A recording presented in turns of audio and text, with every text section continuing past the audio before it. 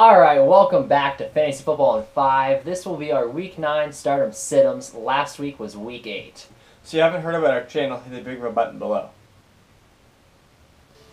Alright, so start with the quarterbacks for Week 9 Stardom Situms. Starts Ryan Tannehill, Dak Prescott, and Phillip Rivers. Now, Ryan Tannehill, he goes up against the New York Jets, and he's been decent in the past few weeks, and we expect him to kind of exploit a lot of weaknesses in that secondary. Some sits, Blake Bortles, Tyrod Taylor, and Matt Stafford. Now, Matt Stafford might be surprising, mainly because he's been really good this season. But we expect him up against the Minnesota's defense to have a down day, mainly because they always shut down number one receivers. Alright, a few starts here for running back this week. We have the West brothers in there, and they aren't actually brothers, but Terrence West and Charkandrick West. And then we have Frank Gore. Who the heck's Frank Gore? I don't know. I think he's like a mummy or something. Anyways, Charkandrick West is going to start in place for Spencer Ware this week, and Spencer Ware is most likely out for the Chiefs. He has a really juicy matchup against the Jacksonville Jaguars, so expect him to get a lot of points. Okay, a few sits this week. We have Mark Ingram, Ryan Matthews, and TJ Yeldon. Now, Mark Ingram is really losing his job steadily out in New Orleans. I wouldn't say losing his job, but having carries reduced. Yeah, and that happened last year a little bit too, because now Tim Hightower's coming back. Sean Payton loves Tim Hightower, and expect Mark Ingram to not do very much, even though they're only playing the Niners. Okay, so some starts at the wide receiver position. We have Jarvis Landry, Kenny Britt, Kendall Wright, and Emmanuel Sanders. Now, Kendall Wright, he is a receiver for the Titans, and he had a great week last week. And we expect similar numbers this week against a depleted San Diego Chargers secondary. Now some sets, Marvin Jones, Allen Hurns, the Sammy Sosa and Marcus Wheaton combination, and then T.Y. Hilton. T.Y. Hilton, he might be surprising because he's going up against a Packers defense that's very depleted in the secondary. But if you look, they are really good with shutting down number one receivers, even though they are depleted. Yeah. Have you used the word depleted once this week? I think I should use it again. They are depleted if you haven't heard it. Alright, now a few starts at the tight end position. We have Coby Fleener, Travis Kelce, and Jimmy Graham. Now Coby Fleener might be a questionable start here because he's really struggled. He's losing snaps to Josh Hill. But I think both tight ends are going to have a pretty good game against the 49ers this week, as is the majority of the Saints offense.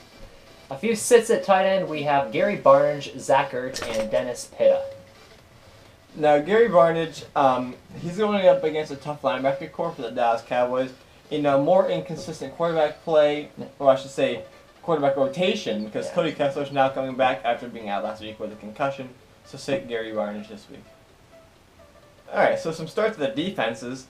We have the Dallas Cowboys, the Carolina Panthers, and the Kansas City Chiefs. Now, the Dallas Cowboys, we talked about how they faced the disgusting Cleveland Browns team, which should be a high school team. But anyways, they are a football team, and they are going to get destroyed by the Cowboys. So, some sits, Buffalo, the Jets, and the Packers. Now, the Packers, they've been very consistent in the run game this year, but expect a Colts offense to be able to score some points on them. Yeah, I think Jack Doyle is going to get a lot of work from the tight end position for them. Alright, now for the most important position in football, Kickers. So, starts at kicker, we have Justin Tucker, Cairo Santos, and Seabass. Now, Sebastian Janikowski, the kicker for the Raiders, is playing in a really favorable environment out in Denver, where he's kicked extremely well. He can kick long field goals there because of the high altitude, so it'll get you a better reason to start him. Now, a few sits at kicker, we have Cody Parkey, Dan Carpenter, and Ryan Sucka. Now, Cody Parkey is the Eagles kicker, and they're going up against the Giants this week, and the Giants, they don't have a bad defense, really. And I expect Carson Wentz to struggle a little bit, too, because he has been in a couple of his recent games. So, sit Cody Parkey. Alright, now a few pickups in fantasy this week. We have Tim Hightower, Percy Harvin, Tyreek Hill, and Darren Sproles. Wait, Percy Harvin? Yes, he is in the NFL this year, surprisingly. He's on the Bills once again, and they have no receivers, so expect him to possibly get some deep balls thrown to him. Some drops, we have Ryan Matthews, Jacquizz Rodgers, and Arian Foster. Speaking of drops, Ryan Matthews has been dropping all of his snaps to Darren Sproles.